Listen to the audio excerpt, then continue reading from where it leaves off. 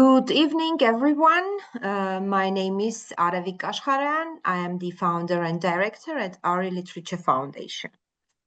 Me and my partners from Ukraine, Gomora Publishing House, and Georgia, Literature Initiative Georgia, as well as a new partner that joined our project, Drawing the Lines platform from the Netherlands, are implementing a EU-funded, EU Creative Europe program-funded project, which is called Visual Stories from Armenia, Georgia, and Ukraine. Our project has two main components. One of the components is the series of webinars that we have been implementing throughout the 1.5 already years of the project. Webinars for comic artists, for comic publishers, how to write comic books, and about graphic journalism. You can find those webinars on our website and social media pages of our Literature Foundation and the partner organizations. And this is our next webinar with participation of publishers from Armenia, Georgia, and Ukraine, publishers of comic books. The other component of the project is creation of a book with stories from Armenia and Georgia and Ukraine. The book will be published very soon. These are stories by women writers, illustrated by both women and men illustrators, comic artists, and the stories are about women perspective on war. The book will be published soon in our 3 countries. The English version of the book will be published on Drawing the Times, a graphic journalism platform, and we will be presenting the book at the Frankfurt Book Fair this year in October to present it to more international publishers and try to find other language publishers for this book. So once again, thank you for joining us. Let me shortly introduce to you the moderator of this conversation, Mikhail Tsikhelashvili, who is the editor of this comic book that I mentioned, created in the frames of our project. And Mikhail is also a new comic publisher in Georgia. So I will pass over the conversation to Mikhail, who will tell a little bit more about himself, introduce the speakers, and start the conversation. Have a nice evening, and I hope you will stay with us. Mikhail, please. Thank you, Aravik. Hello, everybody. Hello, Lilia. Hello, Kasuni. Very nice to meet you. Well, I'll be moderating this talk. It's funny that I'm moderating because I can also consider myself as like a audience, because I will be interested in many things from more experienced colleagues, as I'm like a new publisher of comic books here in Georgia. I've heard a lot about Reanimania. I've heard a lot about Vydavnictvo, great things, and I'm very happy now to be in conversation with you. I have some questions already, but if anybody from the audience want to ask some questions, please use our Q&A section, and I will ask your questions to Lilian and Kasuni. First, I will start questions about the idea and the motivation for establishing publishing house. First question for Lilian: what was your main motivation? How experienced and well-developed Ukrainian market for comic books and graphic novel, general for comic culture, was in Ukraine? And what was the first sparkle for that? Thank you very much, Mikhail, for the question and for inviting me. Do you hear me well? Everything is nice? I can hear you. Okay. Our publishing house was started in 2014, right after the Orange Revolution.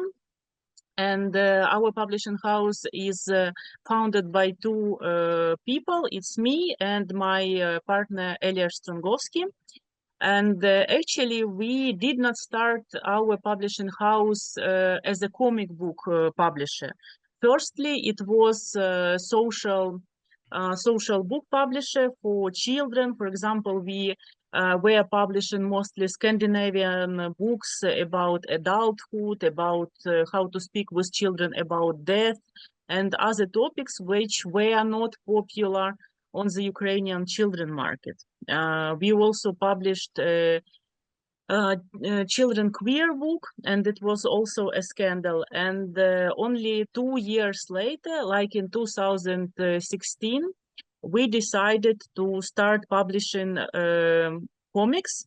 But again, as our main focus is social books, like on different social topics, which touch the Ukrainian society and which are not usual for Ukrainian society to discuss in the books.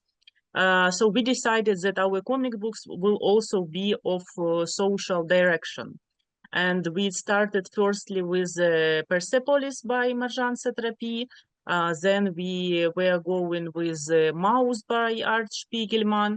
And we also published Nora Krug, Guy Delisle, and this kind of authors that we were starting.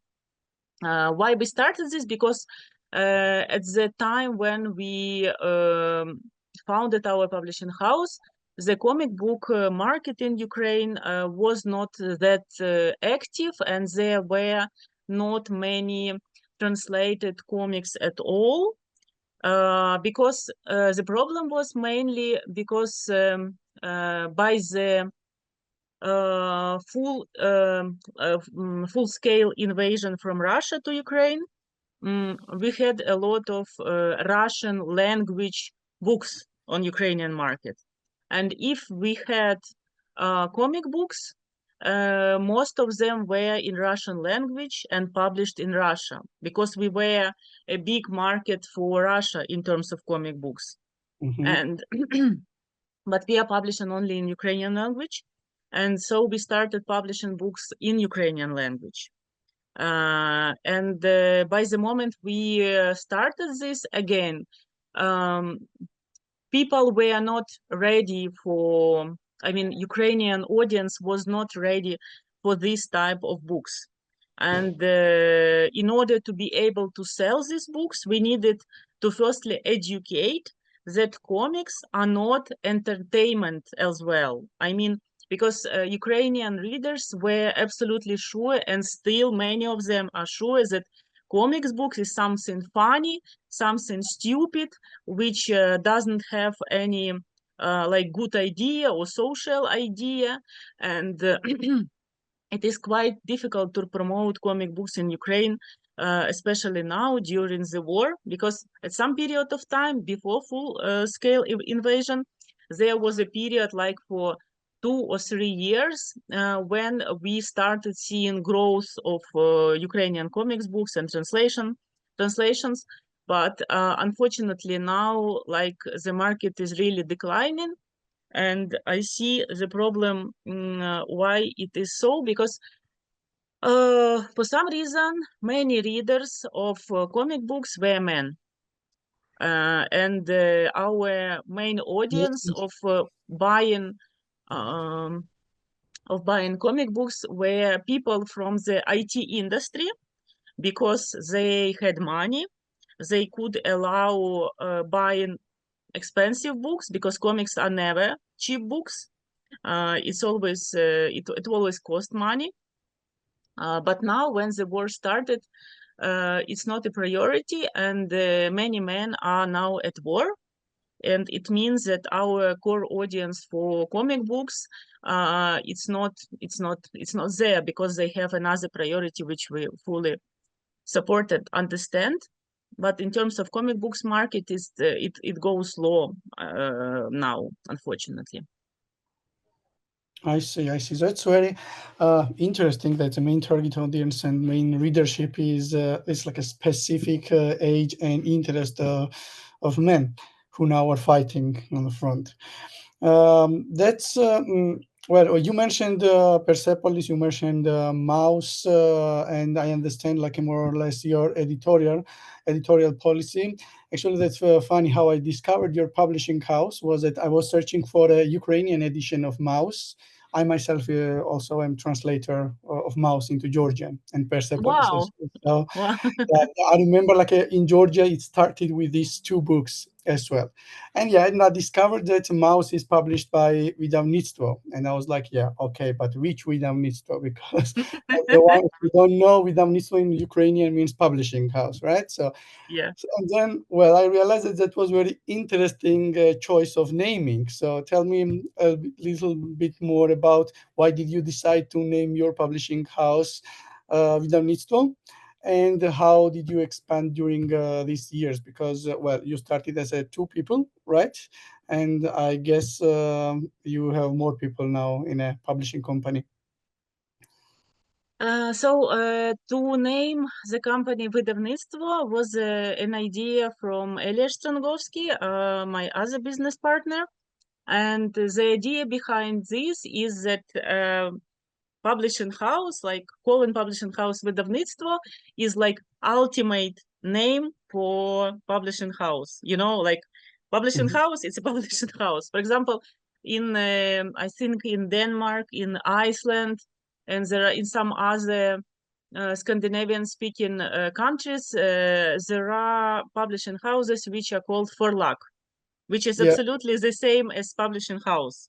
Okay. Like so we have absolutely the same idea. In terms of growth, actually, it will be like we are 10 years already on the market, and surely we grew during this 10 years, but it was never like very how to say it, very big growth at some moment. It was very steady growth from year to year. So from year to year, we just made more titles like in year. And last year there were about 30 titles, including reprints. And I think for us at this stage, it's kind of maximum. In terms of our team, we have two founders. We have several people who are involved in logistics, and they are located in different city. Like our team, it's not in one city or even is not in one country. Okay. And we have people from PR and advertisement. They are working, for example, in Rivne. Our logistics department and our warehouse is in Lviv. I am located in Kiev. My partner located in Poland. And with other people like editors, illustrators, they are all different. They are all living all over the world. But we work. I mean, if we work with Ukrainian artists, they can be everywhere. And so we don't sit in one place. But you know, we don't have like we have quite a small team anyway, which works for us on constant basis. It's logistics, PR, advertisement, but other people, they are working on project basis. They mostly all freelancers, and they work for many companies at once, and they just do project by project for us when we invite them. Mm-hmm. Okay, I will ask some questions regarding this logistic and technical subjects later. Now I want to move to Kasuni. And I also want to ask about the idea and the motivation of founding Reanimania. Okay, what was the main sparkle for you? And also why the naming? Why the name Reanimania? First of all, thank you for this nice opportunity and the introduction. Before the naming, maybe the most important thing is the why we did create a festival in general.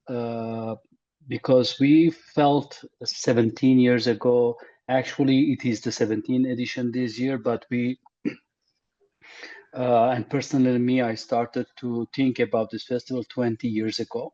And step by step, I developed it because me personally, I had difficulties when I was a bit younger to work, because my dream was as an artist to work in industry, as an artist to work in a business where I can make a little bit money, but to not get far from the art business because of the making some money. So the animation industry, which I loved it since my childhood, was my dream to become an animator, to make my money, and then at the end of the week and nights to have my own home studio to paint. But then in Armenia, I found out that it is very difficult, and the young generation was getting very disappointed. And there was, after the collapse of the Soviet Union, only the masters of those legendary animators were maintaining the industry and the production of Armenian animation, which they were doing a great, amazing work, but it wasn't getting marketing wise, and it wasn't getting in the track of the business and in distribution and the production, in the terms of production internationally. And the young generation were getting a little bit disappointed, and I was also one of them. And I found it out that those days when Armenia in 2004, some romantics again in Armenia, they created the Golden Apricot Film Festival, and I said, why not animation? And I offered it to many people, and they didn't want to get involved because it was very difficult thing, and it is very difficult thing to organize. And I took the strings in my hand. I decided to do it myself when I noticed that nobody is not interested, but they understood that it is a very difficult thing to start with from scratch, because there was no experience. Because in the region we had a lot of film festivals, but nothing dedicated to animation in these terms. And my goal was to have a professional one, and we launched it. I launched it in 2009.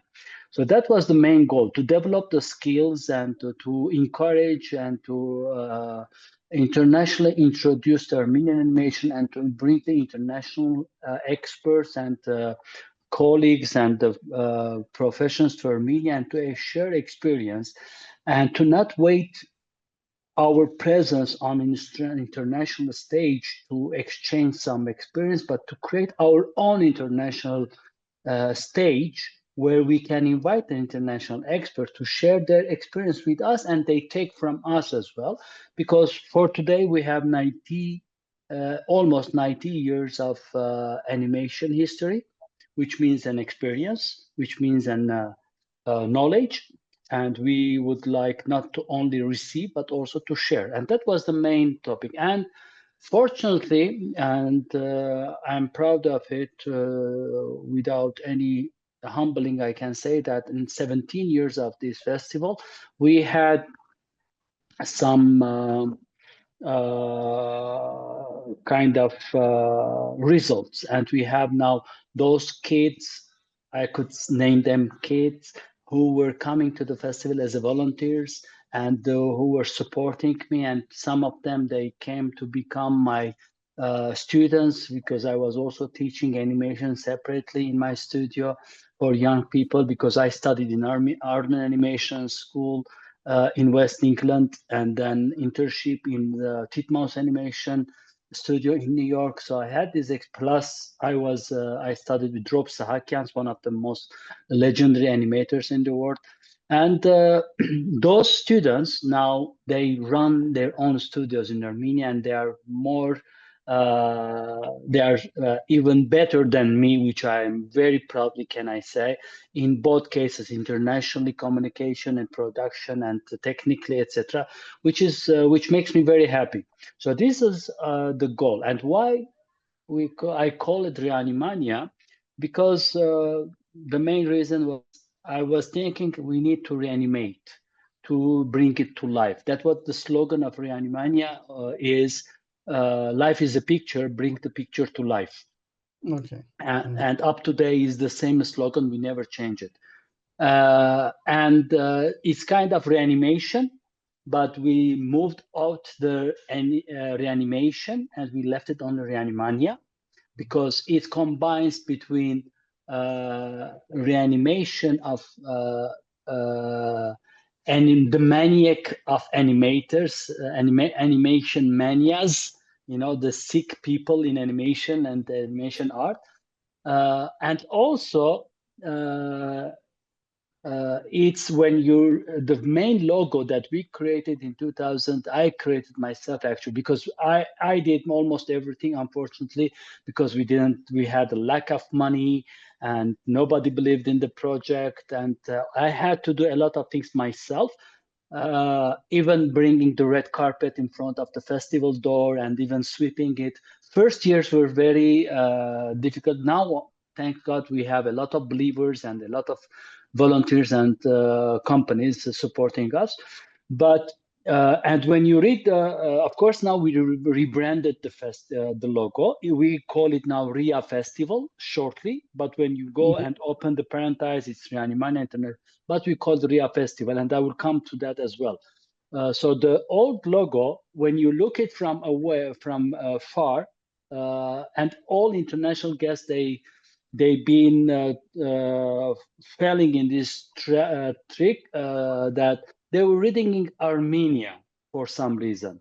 Reanimania's logo, they were reading it directly Ria Armenia. And later now we have another fundraising company in Armenia called Ria Armenia, actually, but has nothing to do. But the beginning started with Ria Armenia. And the final thing, when you go to Re and A, it's Republic of Animation. Okay. We called ourselves like Republic of, like citizens of Republic of Animation. And that's why when we rebranded it, because we feel now that we are already reanimated, we went out of the reanimation room, we saved our energy, and we are producing. We became, from producing, we are now going to distribution and production to industrial level, actually, stage. So we decided to rebrand it. On the 15th anniversary in 2023, we rebranded and we took only RIA Festival internationally. So it is kind of Citizens of Republic of Animation. And this is the whole story about it. Of course, I can touch down on the story of how we came to the comics as well. If you want, tell me I can about your way. How did you grow as a festival? How did you reach the comic book as well? And generally, when I checked your website, it's not only animation, so you have many disciplines. So, what's the process? What's these main fields that you cover and you are very active in? And how did you reach then the comic books? Publication. So briefly regarding the expanding, I will give you an example. In 2009, first year of screening the festival, it was about 4 days. We had about 2,000 audiences altogether during the whole 5 days, let's say. But for example, in 2024, during the whole week, we had about 8,000 to 9,000 audiences attending the festival, which is a big number. And it is kind of, as Lilia said, indirectly we educate people to watch animated movies, not only children movies. Animation cinema, animation movie. Like Persepolis in 2009 was a big success story. Then Watch It Bashir and all these things that they opened the door to a new area of animation internationally, especially documentary animation. And so I just gave you the expand. Then we expanded because from the very beginning, we had the idea of market of animation, Marani. And to be honest, it is not a secret and I don't feel ashamed about it. My ideal festival is Annecy Film Festival. And from the very beginning, I wrote them the letter in 2008, telling them that I would like to create boutique Annecy in the region. And we had the idea of creating also market of animation, which we didn't succeed yet. But last 2 years, we are already expanding it. We're creating a market of animation. But the beginning, we focused on workshops, master classes, forums, speakers, inviting speakers, which is part of the market of animation. And we expand in the terms that when we felt already confident, because we have already a reputation of receiving the most latest movies in the world. And sometimes we even step forward and we got some movies before other international festivals to screen. We screened them before. And there are some movies in the history, I don't want to bring the names right now. Even we were the first who paid for the land when it was still with the land in 2010 and 11, and before French distribution, etc. We screened it even before Russians to get the copyright. We got the copyright first, and then we sent them the file. So because it's not because we were like competing, it's competing in terms that we want to be the first screening the film in the festival in the region, and we succeed in many cases. And still last year as well we had. We succeed doing this. And the other thing that we expanded is very important. We started to evolve and bring the industry booming. How? When we start to do that, we create React co-production platform, which means that we invite international producers to Armenia, to the festival, and we bring local film projects to for pitching. And for best 3 projects, we give them financial support to develop their project. And the international producers, they are free to select the best project to co-produce.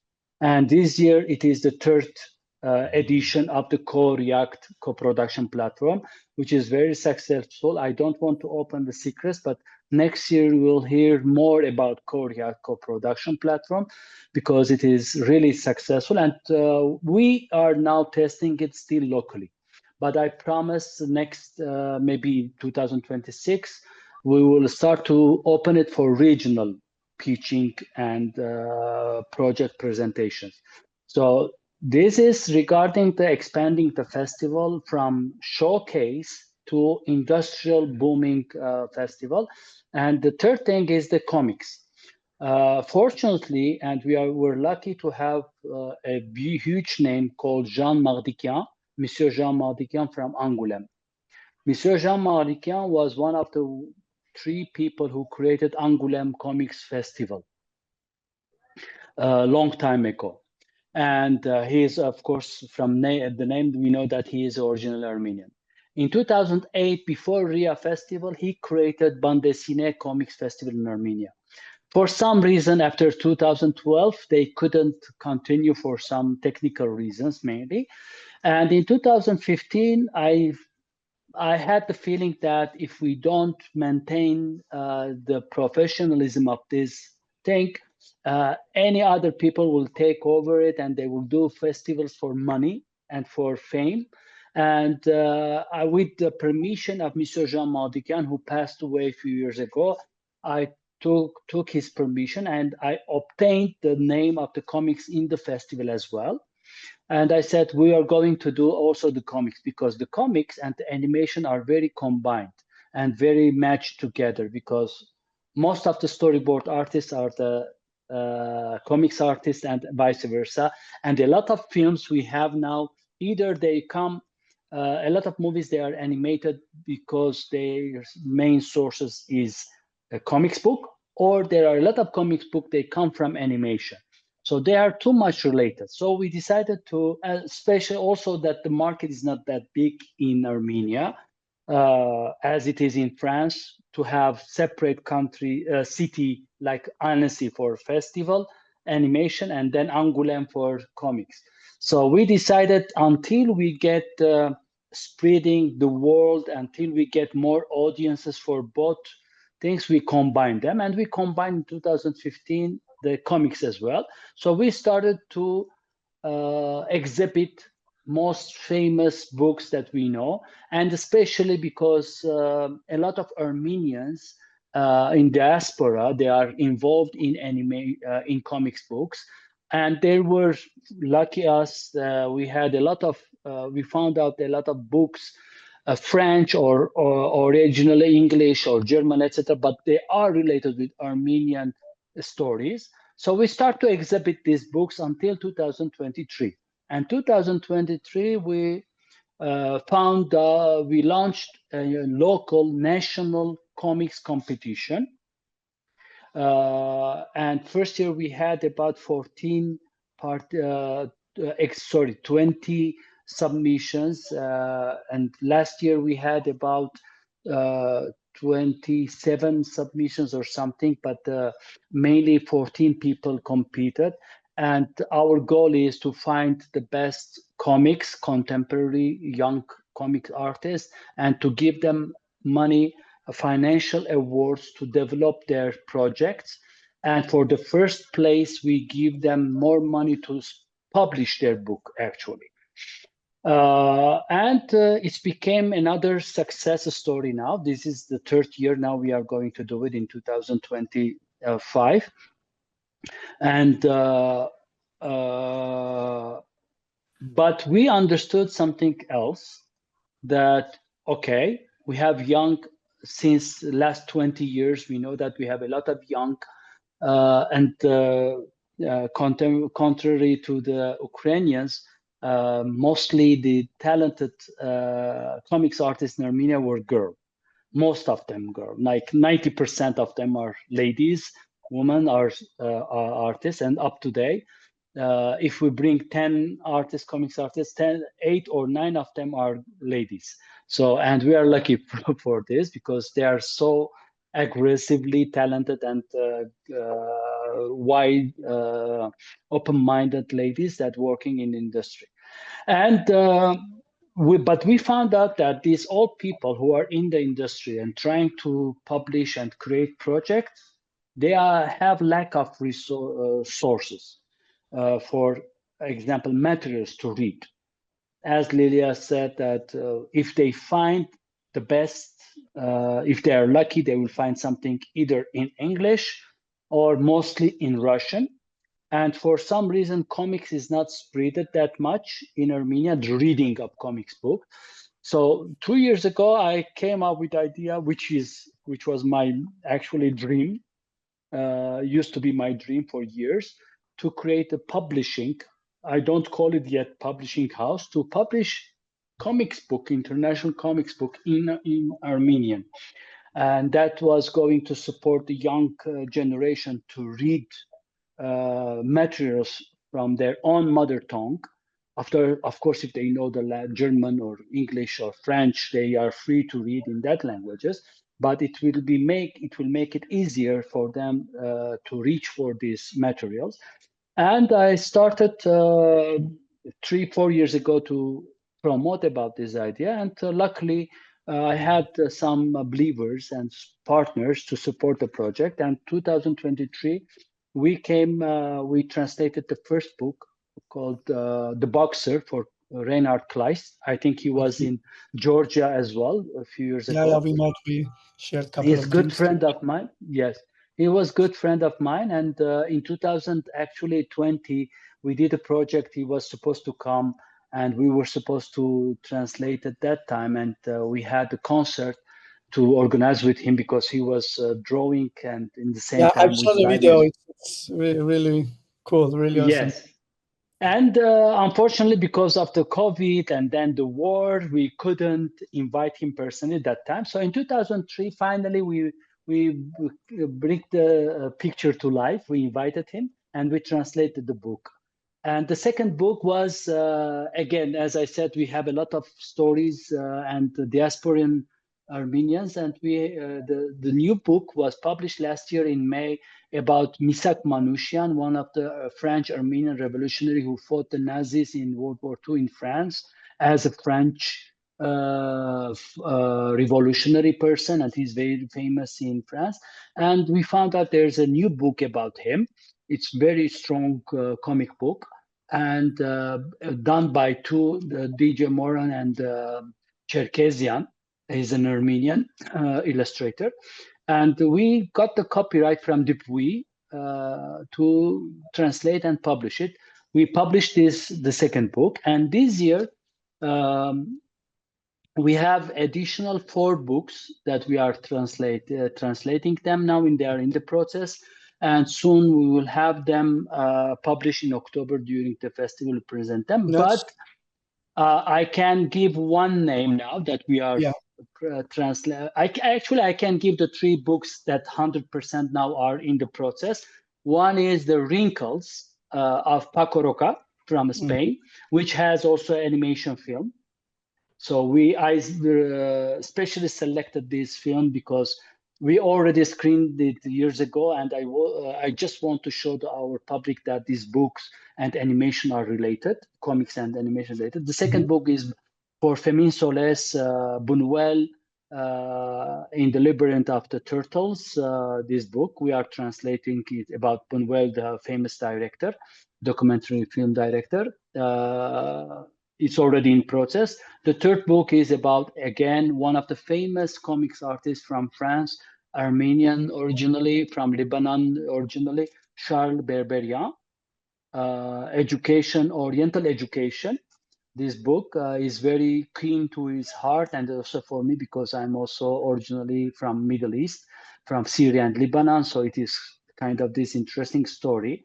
These 3 books we are now translating, and they are in the process. The fourth one, I don't want to tell them, but we are working also on mouse. So we are now testing, because the mouse is very important for us, because it is one of the best, if it is not only the best seller in the world now. And of course, it has conditions, the publishing house, because it's broken English, and the lettering is very difficult. It's very rare to, if we manage it, then we will have the right of this publishing as well. Of course, the Persepolis is in my perspective, but I decided to go for the Persepolis a bit later. Because it is already famous, everybody knows it, and because of the move, we wanted to bring some new other things. So this is also at the moment, Ria Comics, we call it Ria Comics because the festival has the Ria Comics department, and then the Marani Market of Animation, and the festival itself, Ria Festival. And the publishing, we call it Ria Comics. Hopefully in the future, it is not yet publishing house. It's only publishing books through the festival umbrella. But I think my dream is to turn it to international kind of publishing house only for comics in Armenia. And this year we are also starting to support more local projects to be published. So we will have internationals and locals in the same time. And the next future goal is maybe next year in 2026 to start translate local Armenian comics book into French, into English, into German. So as I mentioned, this is the last thing I want to say, and I will give the stage to you again. As I mentioned that in the animation, we have React co-production platform where we invite local projects to pitch for international producers. My goal, my aim is next year to create a Ria Comics platform where we invite international publishers and local project holders and comics artists. They can pitch their projects, and hopefully they buy their projects and they translate them, because we have a lot of new rising artists, especially now in France. There is Maran Harachian. She is in France, one of the main rising artists in comics art in Paris right now.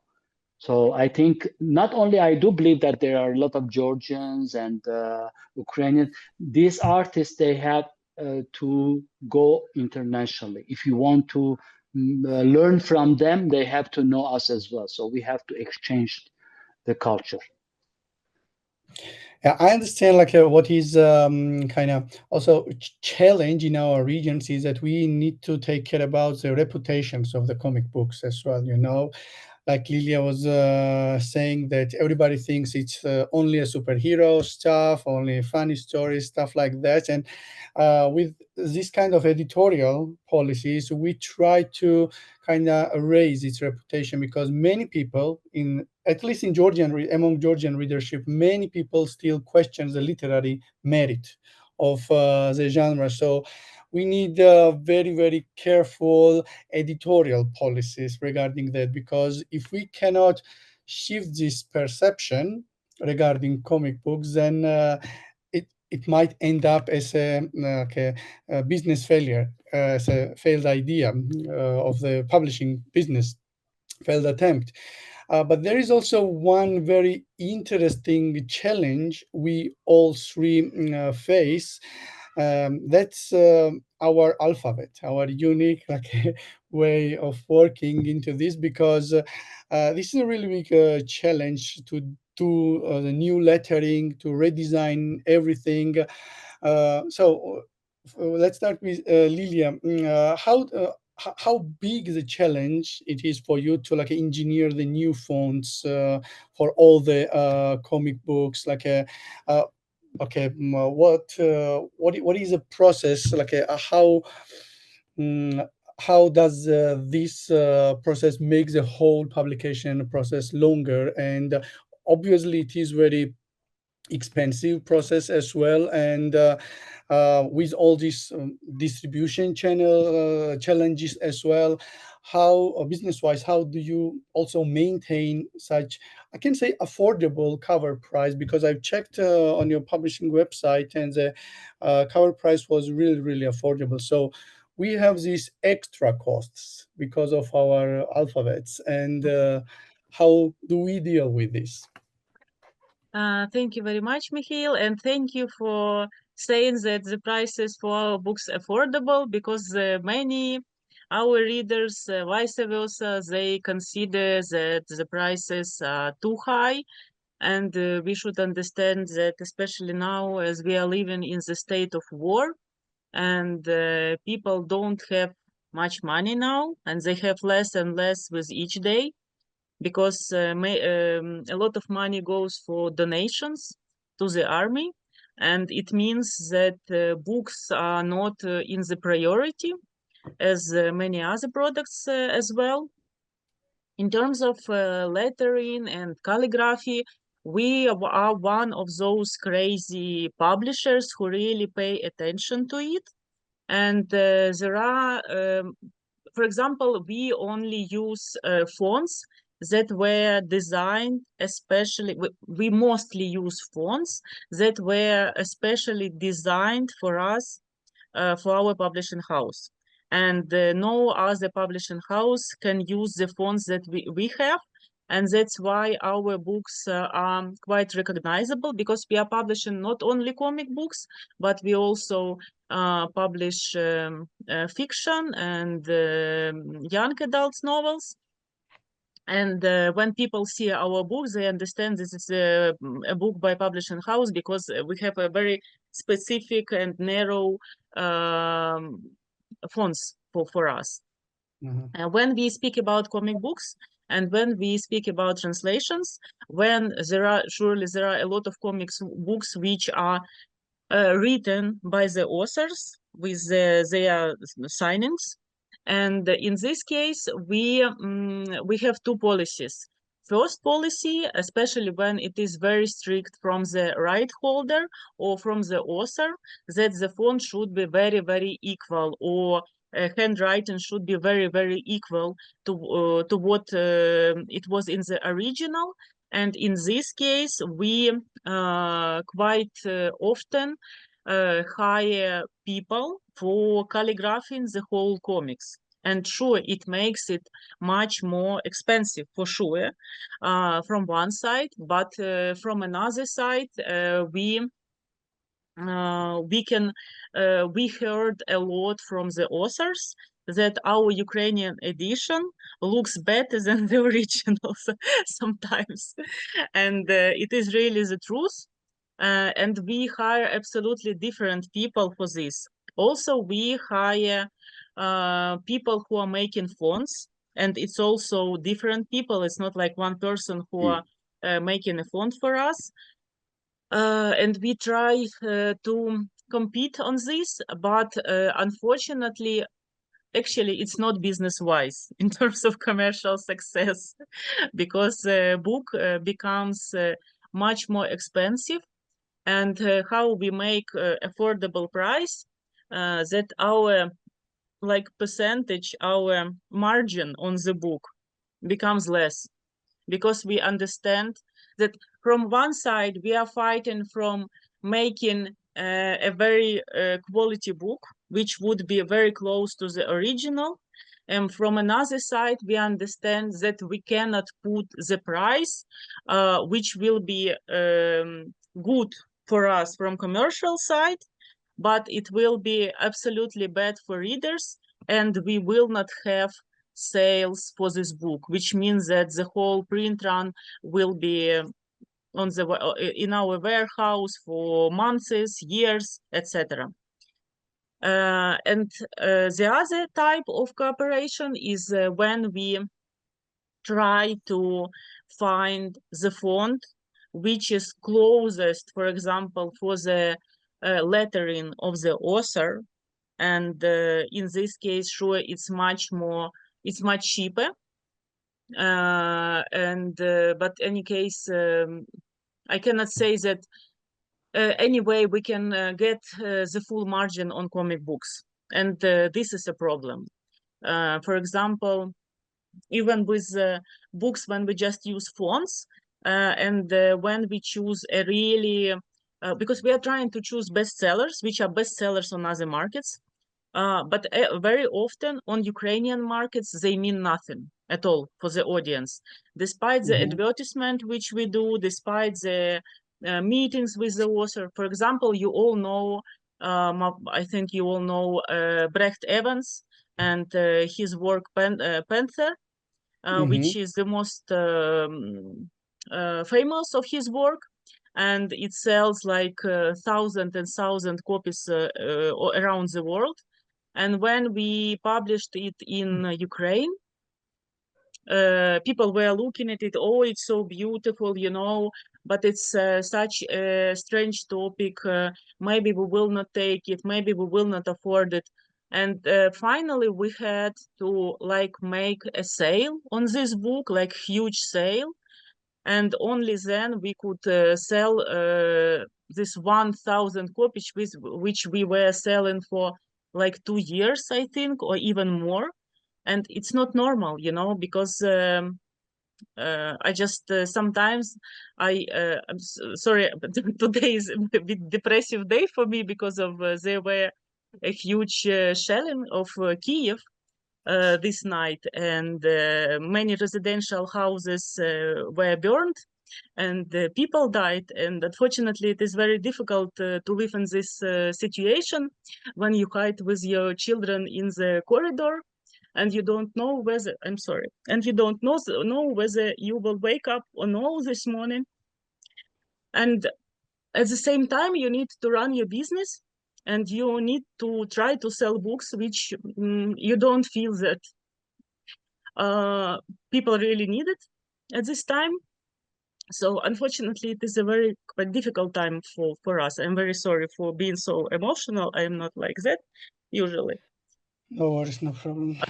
And for example, another book which you also know, it's Blue Pills by Frederick Peters, and it's like for example, in Poland, which is a neighboring country, it was sold like in the first year 5,000 copies, and it is much smaller market than Ukrainian market. And in Ukraine, it didn't sell. Can you guess why? Because the main topic of the comic book is AIDS. And people say, okay, why do I need to buy books about AIDS, you know? So in terms of how to make an affordable price, it's not even about the price sometimes. It is about people not understanding the value of these books. And I think this is a problem of more Eastern markets, you know, because, for example, This is one of the most important books of I don't know, of the most important books, yeah, of I read it in the our last publishing house. week and it was amazing. You know, and we sold rights, for example, to France, to Germany, to Poland, to Czech Republic, and now even 10-speed graphics, which is part of Penguin House, they also bought Mhm. the rights for this book. And for example, in France, the book was sold 5,000 copies in the first month. And then they made another print run, and in 3 months they sold 2 print runs already, which is over 10,000 copies. And in Ukraine, we have not even sold 1,000 copies of this book. You know, Really? and this is a story about our country, and we put like 1 year and a half for this book to make it happen. You know, and this is very frustrating for understanding that people don't value graphic format of the books in our country. And I think this is the problem from the Soviet Union, when, you know, when people were told that if you are a painter or if you are an artist or creative person, you will never earn money. It's worth nothing. So when people take this, for example, they look, it's comics. Okay, so maybe this is for children, you know, and this is the first reaction to any book. And if, for example, we publish a book for children, like some translation of bande dessinée, which is like sold, what I don't know, several thousand copies in France, and we have this book in a book fair, and parents come to this book and open it. They see the cover and they, wow, this is such a beautiful book. They open this book and they say, it's a comic book. There is nothing to read here for my children, you know? And that's it. They close it and go further. And I don't know how to change it on our markets, because when I go for example, um, for some fairs, international fairs, where so many comic books, bande dessinée on absolutely different topics, entertaining, not entertaining, and people are buying them. They understand the value of graphics, of illustrations in this book, you know. And when you return to your country and see that it's something that people, they just don't value the work of artists, because they think that if it is just an illustration, it's not something where you need to put your money on, because there is no text. And I don't know how to change it. I don't know how it is in your countries, but what you, Mikhail, said, it looks like it's really very similar to what's going on here. And maybe this is because of our joint Soviet past. I don't know. I can agree with that because there is a huge prejudice among the with this genre that I also saw the people in the bookshops that okay, it's a comic book, so it's not serious. You know, they are saying this even about Persepolis or Mouse. For example, Mouse was a total failure in Georgia. Oh my Eventually, God. the publisher was selling it even with a 70% discount or something like Oh my this, God. and yeah, and I hold the translation rights. So, and they told me that it's the largest publishing house, and they told me that we no longer publish this. So I myself bought a publication right. So next year I will make a new edition with the Mm-hmm. hopes that maybe this time it might work.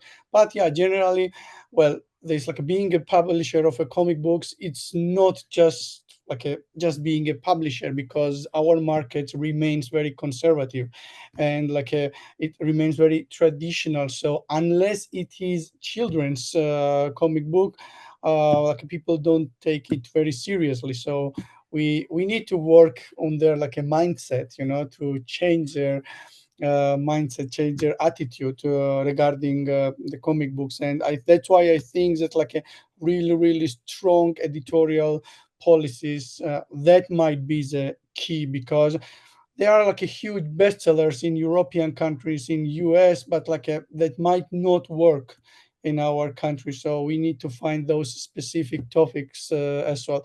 By the way, what are the bestsellers in Ukraine, comic book bestsellers in Ukraine? In Georgia, I can say only Persepolis and these children's books like a Wimpy Kid, Dogman, that kind of books. Those are the bestsellers, but other comics, no. I cannot tell about other publishing houses, but at some point, some DC and Marvel comic books where they were really bestsellers. But again, it was not about like several thousand copies. No, you always publish like from 1,000 to 3,000 copies. If you talk about our publishing house, yes, Persepolis and Mouse. But again, during 5 years of publication of Mouse, I think our total print run was about 6,000 copies, and the Mouse started selling better only when the full invasion from Russia started. Only after that, because after that people started feeling more close to what was in the comic book. Also Persepolis, and now we are trying to promote as much as we can our Ukrainian artists. And we started a series, for example, this book about the war, which I was showing. This is part of the series, which is called Short History of Ukrainian Something. And we started with our first book was Short History of Ukrainian Feminism. Then it was Short History of Ukrainian Borscht. Then I know. Then this one is the third one, and now we are working on the fourth book in this series. Sorry, I missed Short History of Ukrainian Literature was the third one. This is the fourth one, and our fifth book is almost finished, and it's extremely nice. It's you will laugh because it's a short history of Ukrainian sex. And it is illustrated by a children illustrator, and we specifically have chosen children illustrator, and the illustrations are just amazing, really. And we hope that we can promote it better, and we are trying to promote this Ukrainian series again, but there is this not trust to comic books, and it's even, for example, we take the best authors and their books which are fiction or non-fiction books, they sell like thousands of copies in Ukraine. But if they write a scenario for a comic book and we publish this comic book, then sales just go this, and that's it, because they don't understand why they should buy comic books. That's it. But again, we are trying to educate people. We are trying to talk about these comic books as much as we can, and we see that very, very slowly, but interest to comic books, especially if it is a comic book by Ukrainian artists, it grows a bit, because Ukrainian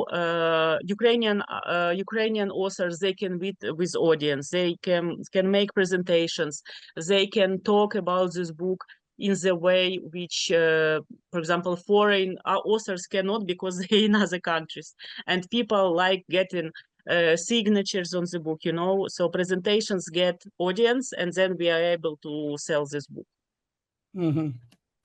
How the situation in Armenia regarding the lettering and the font engineering and all the redesigning of the international books, and also how do you face the challenge that there is this kind of lack of comic book translation and publication into Armenia? So there is this really, really big gap that needs to be filled. So yes, I mean, more or less are the same problems, but I would like, of course, first of all, sorry for the situation there, and we all passing through some conflicts in the region, and it is very difficult in these conditions to think about sometimes art and because our art and these things becomes a luxury, and Indeed. where people, they don't know actually, as Lilian said, if they are going to be awakened in the morning in the safe heaven or not. So saying this, I would like I'll to. just have one little thing. I also like it. This is very challenging period generally in the region, because each of us are experiencing like this huge turbulence. For example, I also think many people questions like, is this my initiative of starting a publishing company right now in this very critical situation in Georgia, when like you might be arrested at the demonstration for no reason and be sentenced for a couple of months or maybe years. And one of my translators, which I will not reveal for which book and who is he, but he was also arrested. So now we were like, okay, we are pausing this project because we want to keep the translator on this book, because we think that this is the best fit. And we don't select translators like that, okay, this guy knows German or English and he can translate. No, we want to find proper professionals for that. And also this is quite a big challenge for those professionals, because none of them has ever translated comic books, and now they are starting to think differently, that, oh, okay, this is also quite a high literary genre, and I also need to find a proper way how to translate, because most of them are used to translate classics now. So this was also a big challenge for the translators I started working with. But well, now there are also some other challenges that those translators who are facing these literary problems might also face these judicial problems. They might be just arrested. So yeah, this Yeah, I mean, coming back to your question, let's start from there. Actually, the first thing regarding the lettering, etc. Of course, it's something now. It's kind of new age of something, because from classical publishings, now we are coming to comics where the lettering is totally different than the regular printing, fonting. So that's why it's a kind of challenging, and it's a new in Armenia for us as a comics publisher at the moment. And I think we will solve. We'll go forward with that. We will solve, because we have a lot of font creators in Armenia and in diaspora, but yet again, nothing is being studied. No case being studied for comics. Maybe for children illustration, etc. But not for comics. And the comics, actually, it depends on the artist. For example, one of the books that about Misak Manusyan, we had lack of fonts, which was very close to the original one. And we barely found something very close to the original one. And we spent a few weeks until we get the permission, the final confirmation from the author that, yes, they like it. They refused 2-3 fonts until we get to the one. But again, that was a font. But there are some books that it's not font. You can't print them. You have to rewrite it one by one. Exactly.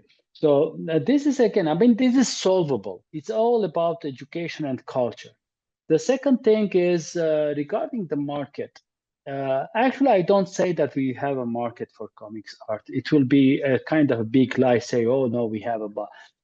in general, like conflicting countries, in general, like many countries who, even though they've basically been educated for nations for centuries, at the moment we are all facing problem in convincing the new generation buying books. Forget about the comics books in general, because people, they are starving, they are in war, they are in conflicts. For example, last 3 months, with all these conflicts around us, and even in the United States, and even in Europe, and even in the Far East, there are a lot of conflict, and people, they are spending less money at the moment. Yes, accept it or not. because they are scared. What if happens something tomorrow? So this is another, and especially. Oh, I think Kasuni was, no, he's back. Yes. So we don't have market, actually. It will be a big lie to say that we have a market. No, it is a kind of new thing for us. Even Marvel things, because they are expensive. If you bring Marvel book and in English or translate them, etc., it is a specific approach thing to do. But I think to get over this and to succeed to reach your readers, sometimes we forget. I think, Lilian, in Ukraine also you had the same problem, but and we learn from our mistakes and others' mistakes, and we know that publishing books like Mouse and spreading around, it won't work in our countries to promote the comics, because Mouse and Persepolis, people who would buy it, they know about it, okay? Because it's about education. That means when we are comparing, Liliana, a little bit, sorry, I'm always getting back to her comments and things that she said before, which are very interesting, and we have to underline. Comparing it with Europe, for example, French and Belgium, I mean, we can't compare with them, because it is their educational, it is their culture, not education, it is their culture. It's Belgium and French comics, their birthplace of this art from there. So it is, it's their own blood, you know. And for us, I think instead, it is good. We have to bring this kind of books and publish it and spread it. But I think we have to go down to the elementary school. And I can share this idea because it is not a secret. It's not creating a bicycle, invading a new thing in the thing. But I think my idea, and we are now working on this, to select some children comics, not Marvel, educational children comics, which are existing in the international market at the moment, and to publish it for children. This is my next step, which is, and to cooperate with the schools, and to, if donated, maybe donate them, as we did it years ago with the Animation Festival. The Animation Festival is also the good side of it. We have always family movies in the festival, but also we have another Roland Bekov Children's and Youth Festival, which is very good festival, which help us in terms of they are screening children animation films and competition films, and they are educating new generation to come to the festival when they grow up. So we have to do the same with the comics, because now it's the fifth, the festival, the comics, the ideology, we had professionals since Bikram Mangasarian and others, 35 years from the Soviet Union. We had comics artists actually, but we didn't have the culture. It's not published, it's not spread, it's nobody. And as a festival, since 2008, we have the idea of Band Dessinée and the comics festival in Armenia already, people talking about it, but they are not touching, they don't have sources to touch and read. Now we start to print for them, publish for them, international and locals. And I think the next step for all of us, I think if you didn't do it, we can do it together, we can work it together, maybe this is a good combination. We have to go to the elementary school. And I agree with you, because unless we reach into the educational system, it just will be one separate branch of a publishing industry that will have a big question mark over it. Okay.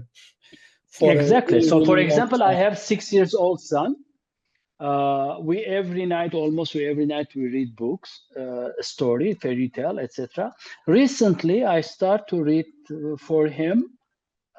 He's not fluent reader yet. He's a 6-year-old. He's September is starting his first school day. But I am reading him Asterix, Obelix, Tintin, etc. And he's getting used to these, the comic strip thing. Mhm. And when That's I finish comfortable. sentences, he's asking me, "Where are you reading now? Which comics frame you are reading?" So this is education. Now he knows that there is a comics book beside the illustrated books. There's a comics books, comic strips. So I think this is the case. And later, after I think, as we did the same with the animation, 20 years ago, when we said we didn't have industry, we had the production animation. Now we almost getting there. We can say that we have industry animated animation in general. As a film industry, step by step, we are going to have animation industry. We are getting there. And if you want to have comics art market, we have to give away a lot. We have to educate. We have, at the minimum, I think we have 5 years to 7 years to reach to the point that young students, children, young generation, they will go to the library, say that seller, we want this comic book, we want this comic book. And comparing with Ukraine and maybe with Tbilisi, Georgia, we made a decision that we don't print more than 500 copies each book, because it is very difficult to sell it. And our goal is not to make money, because it is not secret, because in the books, when you open, you see the sponsors. We bring in the publishers, sponsors, friends. They support in terms with the aim of education. And we bring the sale amount to the minimum level that affordable, but in the way that if we collect the money, we may have a little bit good budget to publish another book in the future. So we don't follow up making money, but our aim is, and plus from 500 copies, 100 copy is to be spreaded within the educational centers, schools, and libraries, so they can have a copy each. Maybe one copy won't be affected, but soon they will have 7 copies. Then they will see 7 copies next to it. After 3 years, we will have 15 copies. And in the libraries, in the bookstores, we are now negotiating, and hopefully next year, when we have 7 books, we start to have RIA Comics section, a small box, a corner. We will have RIA Comics, not comics, only RIA Comics. So it will be focused on the Armenian published international books and Armenian books. So when they go into the bookstore, they directly see it. It won't be between art books. So if they search it, they find it. So I think the combination of this, it will be made. And of course, introducing the international authors so when we publish them, we are bringing those authors to Armenia. They sign the books, they meet with them, they do workshops, master classes, they leave impact on them for their future career, or if they are not artists in the future, they just say that they share the memory with an author. So the education is the most important thing. I think maybe 5 years ago, we talked about market. Yeah, you mentioned the important thing, like a sharing, like creating the memory and sharing the memory with the writer, with the author.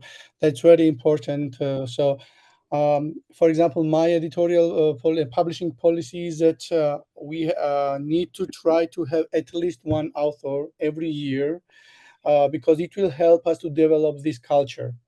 For example, we are starting now in September, and one of our starting project will be Kinderland by Mawil. And I love this book. I hope that it will work in Georgian market, but we were also very invested into bringing Mawil in Georgia to meet the audience, to have this like a performances, like a live drawing, autograph sessions, stuff like this, and yeah, that's why I think that like a very personal touch with readership is also very important to develop the culture. Meanwhile, we have this question from the audience. Mariam asked that, do you see future for self-publishing in Georgia? She said, but like generally, do you see the future in self-publishing? Well, as she's asking for Georgia, I will answer a bit, and then you please continue that. I think that, well, I see the future for self-publishing because based on my experience, like a big fishes, big publishers, they are not very much interested in a very indie comic works, whether it's a short story or a graphic novel. So when artists believe that the comic book she or he created is important, then yeah, why not? Let's find a resource to print it in a very small print run, and the main thing is that you have to find a way to distribute, how to sell it, because like having your own distribution channel, it's a huge luxury. I don't know, let me know about your distribution channels as well, because it is very expensive. Like a big bookstores are asking a really high percentage to exhibit your book there, and you always have to search then in the bookstores where those books are put. So this kind of like maybe you start supporting your own comic books as a self publisher. You start supporting it on Instagram or TikTok, or you have to find your own way of distribution, because I believe that everybody has an audience. So when you're an artist, the main thing is that you have to find who is your audience, who might believe in your own work, and then you can sell. I'm not saying that you will make millions out of it, but at least you will find your audience. This is the key thing in self-publication, I think. But still, I always recommend to find a publisher who knows the business, who know the works, the whole process of it, because it's very important to work with an editor and with a publisher, because you also learn a lot in this process, and you develop your not only the skills but also general knowledge in the field.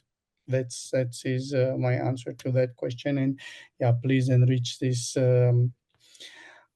How do you see the self-publication process? Is there a future in this? And also, let's comment on the distribution side of it. I mean, it is very the same like a filmmaking. We have art house filmmakers and we have commercial ones.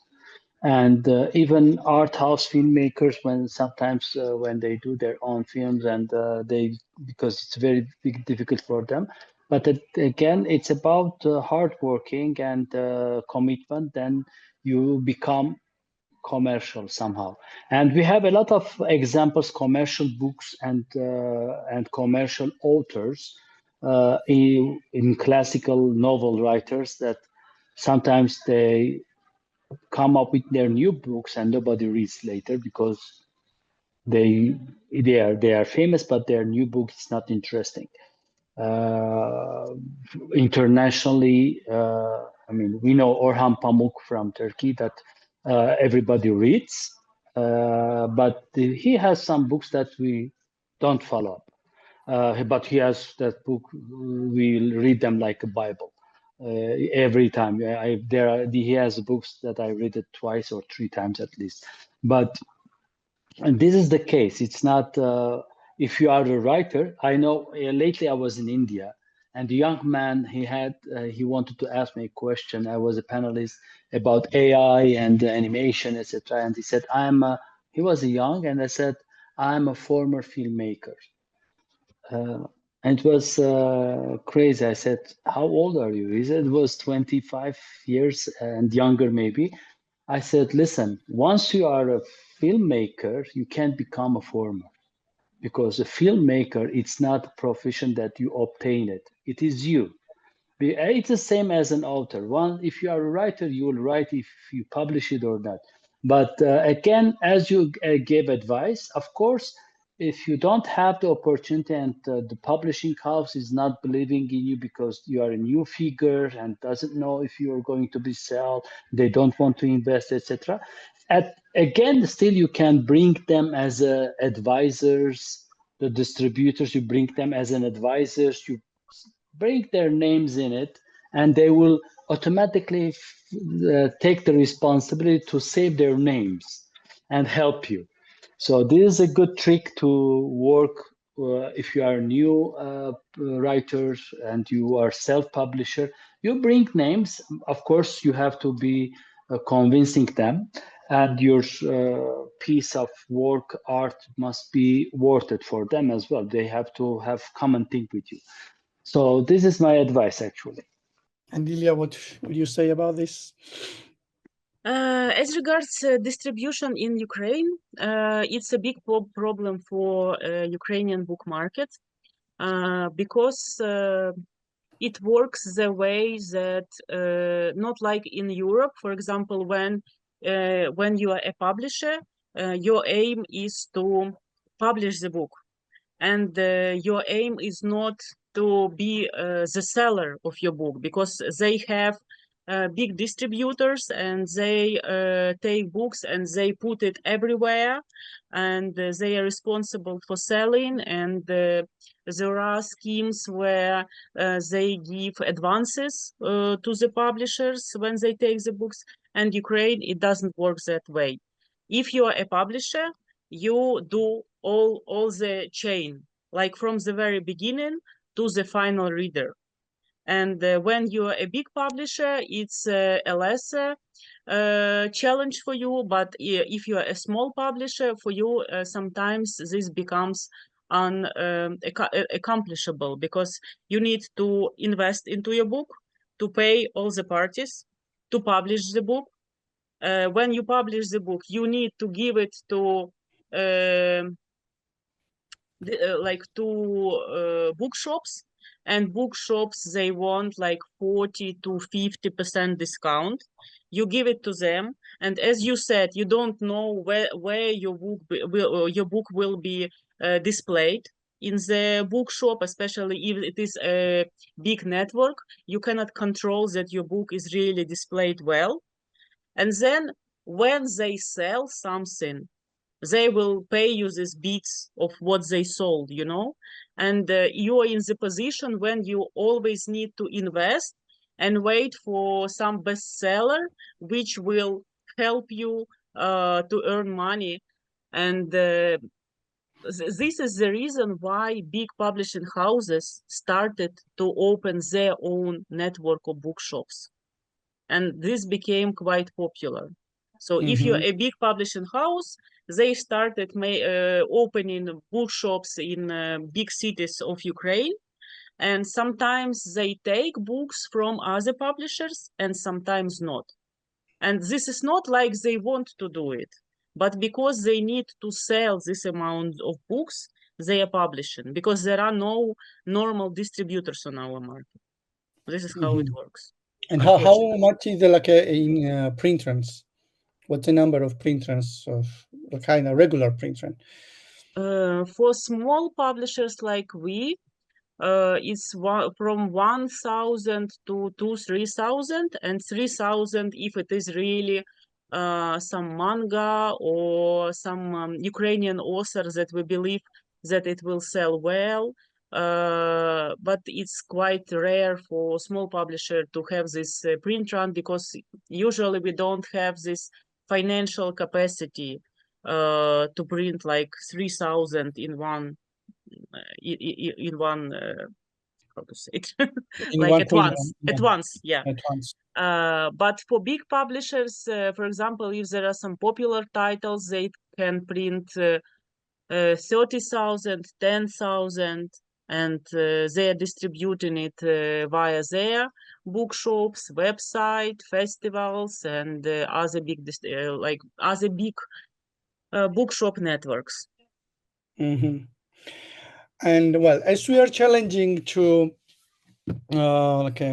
shift this mindset to change, not to change, but to enrich the literary traditions in our countries, we might often rely on foreign grants, foreign supports, not only translation and production grants, but like I said, finding some organization that might be interested in cooperating with you, or it might be local support, some local businesses maybe.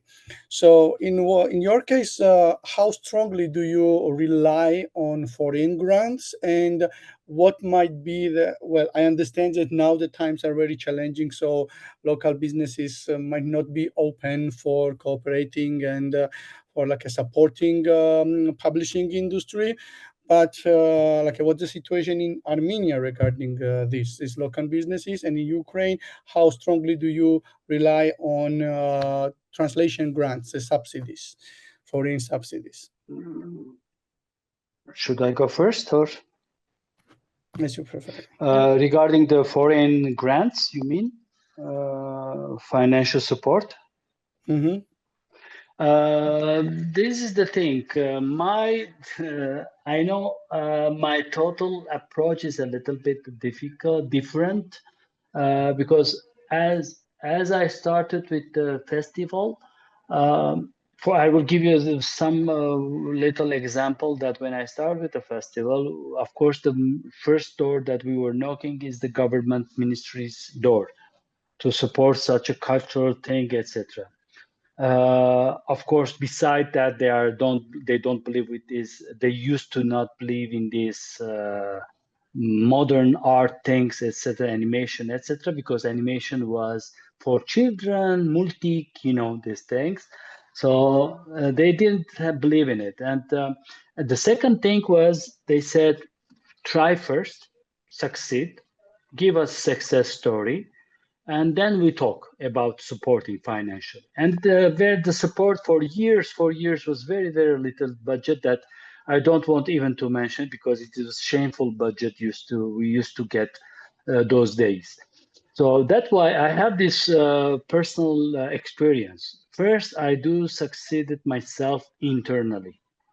I have to prove it that it is important, that we need it.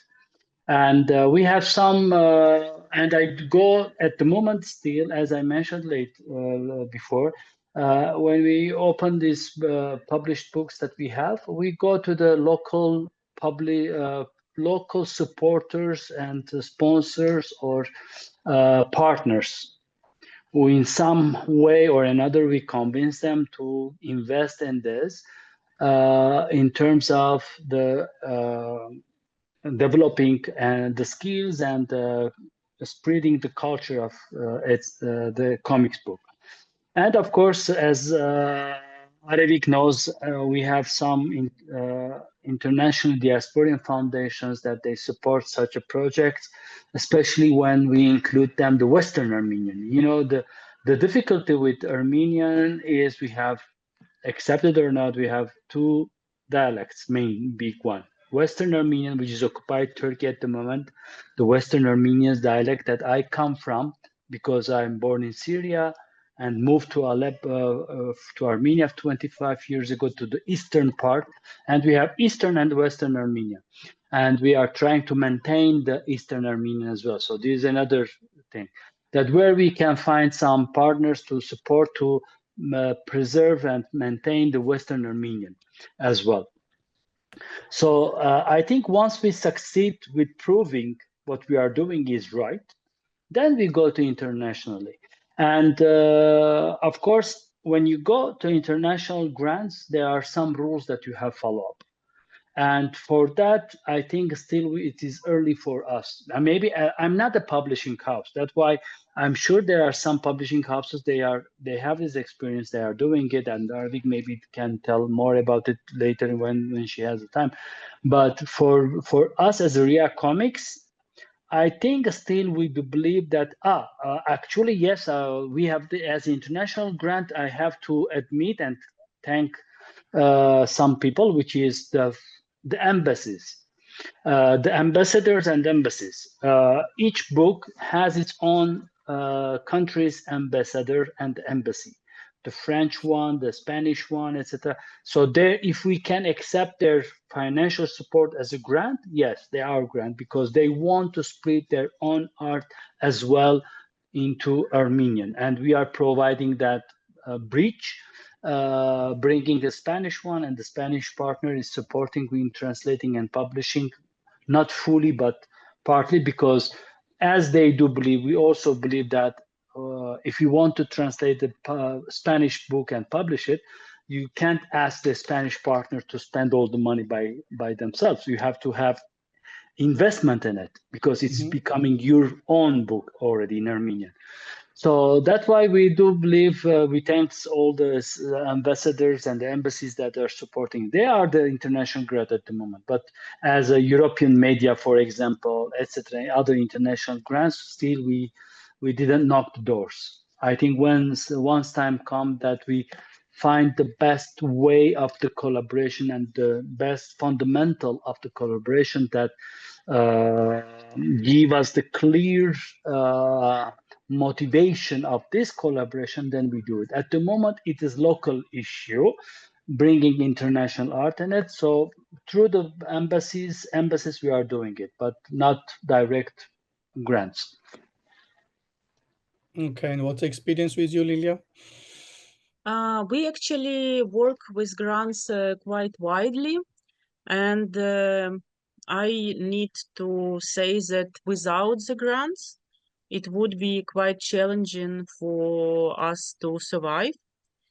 However, if we are talking about, for example, about just translation grants, which are provided by different art institutions abroad, it's not that applicable because if they are providing only translation grants, and in comic books, you know, there is not that much text, and their support would be absolutely, you know, not that visible in terms of the whole project. Because main money when you're making a comic books, it's illustrations, it's if it's a Ukrainian book, or rights, publication, because many of them are color book, and preparation of Ukrainian layout, and these are where the main money for the project. Yeah, translation is actually only like a 1/10 of the whole project. Yeah, and it doesn't help a lot, because if you don't have money for publication of the book, a translation grant will not help you. However, there are some organizations who are providing grants, publication grants as well. And in this case, it becomes much more favorable for our publishing house. Now, during the war, again, the support from many organizations, some to the creative industries, it became much lower.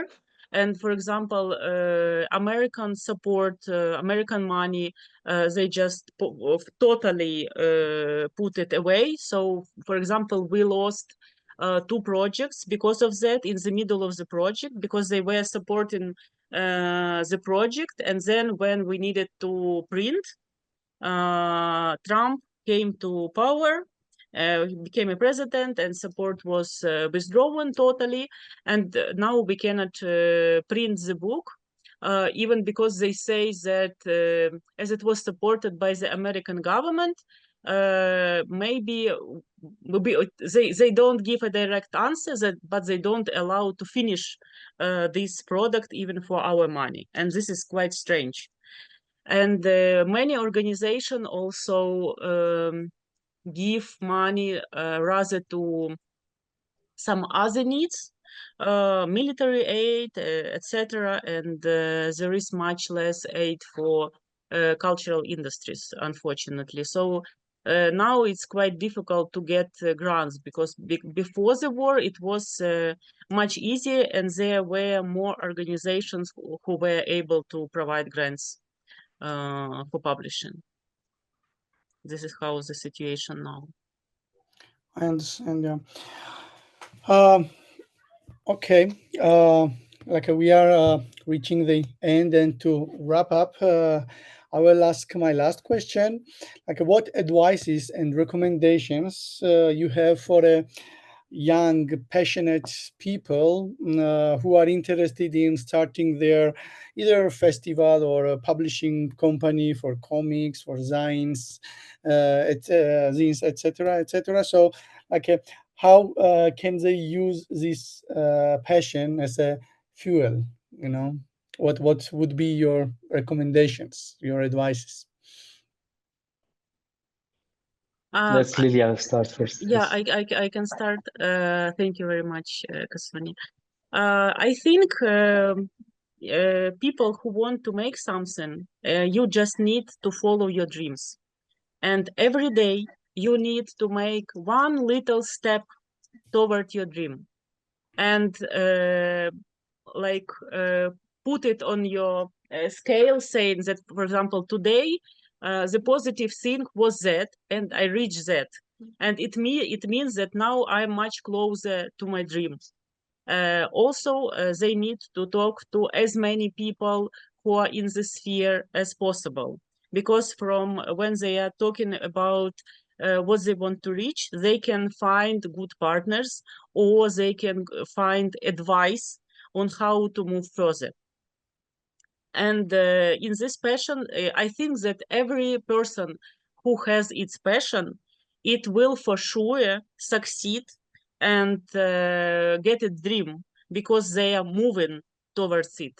So it's like 100 success if you are always thinking about your dream and going in this direction all the time.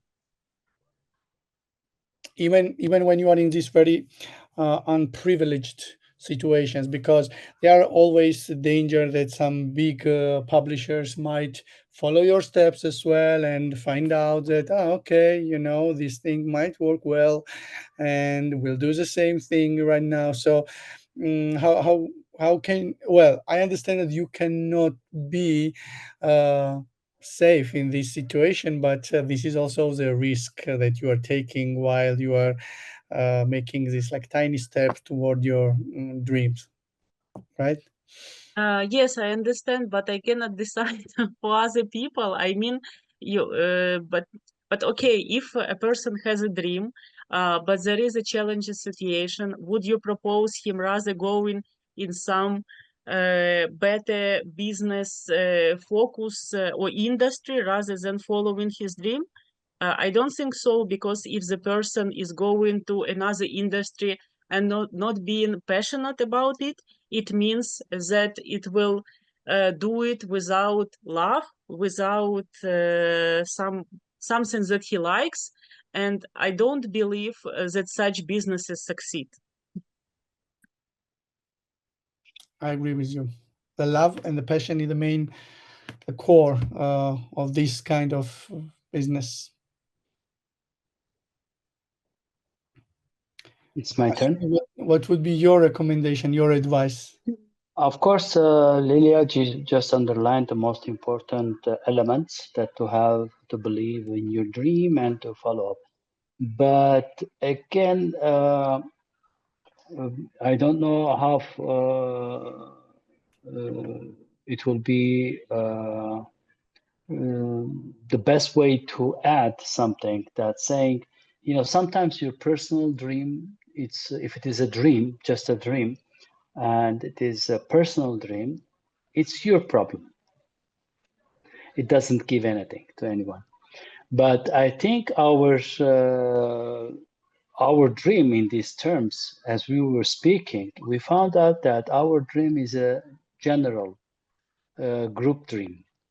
Because what we are doing is not, I'm sure Liliana now, she in the backstage in her mind, she has this, whatever I'm going to say, and you as well, Mikhail, that we are doing for our nations, for our new generation, for our ancestors as well, because we do believe that if we have a history and if we have a story to tell, we have to continue this mission.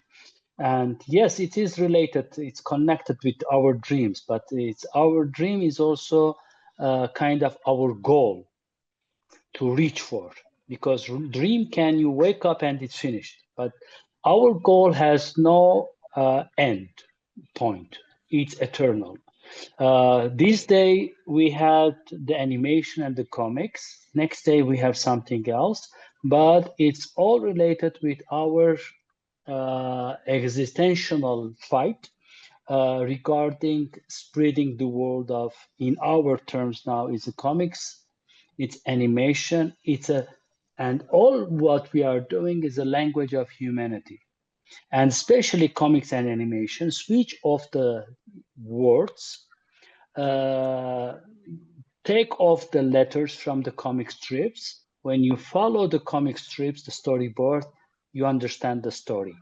When you switch off the sound and you watch the movie till the end, animation or not, still you find out what the story is about.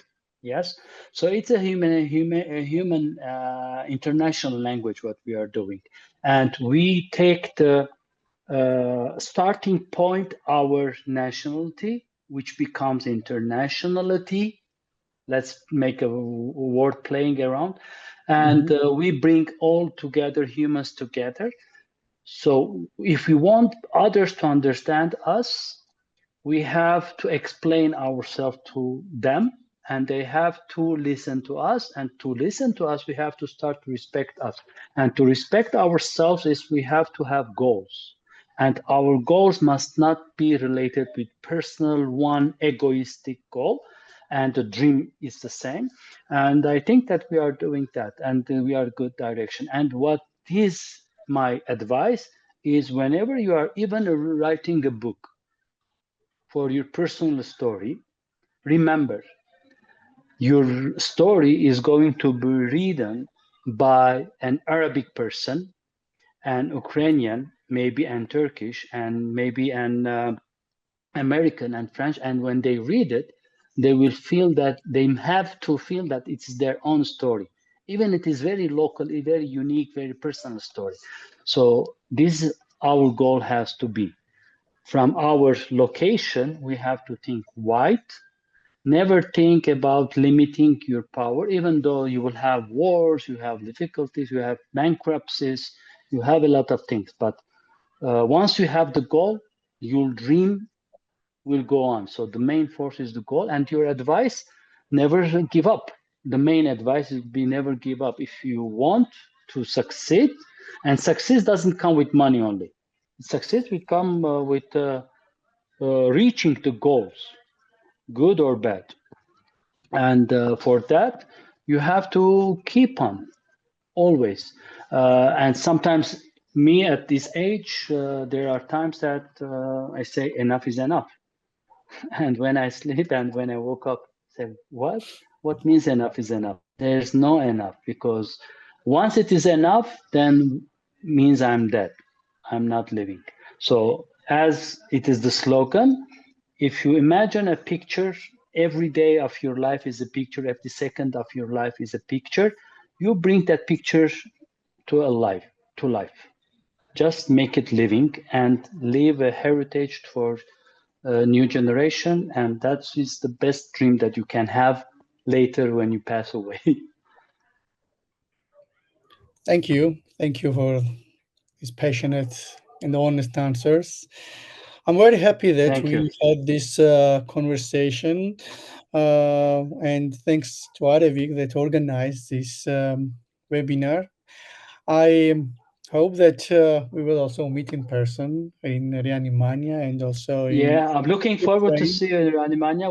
We keep in touch and we talk. We'll see what's happening. Yeah, sure, that's sure, for sure, for sure. You and Lilia as well. And I wish you a huge success and amazing comic books published in your languages, and big sales as well. And I really believe that, yeah, with this dedication, with this mindset that we are doing not egoistic thing, but like we are doing the general thing, general kindness thing, that we will definitely have our success, and we will manage to change this mindset of the reader audience, the readership, that comics are these kind of easy, funny superhero stories only. That this is a really, really important literary genre, and well, I believe that good stories will eventually find their own paths, and they will meet and reach the proper readership. So fingers crossed for this. Fingers crossed. I Thank have you. And rejoined thank the you, Arabik. conversation to thank all of you for this really interesting talk. I want to mention just two, three words that were repeated by all of you during this conversation. That's mostly about doing things with passion, which will result in success, of course. Also doing things to educate young generation, or even not young generation, about the interesting stuff that can be in comic books, in books in general. And I want to say that everybody who is trying to do something today in all our countries is kind of a hero, because culture is so difficult now when there are other priorities, as Lilia mentioned.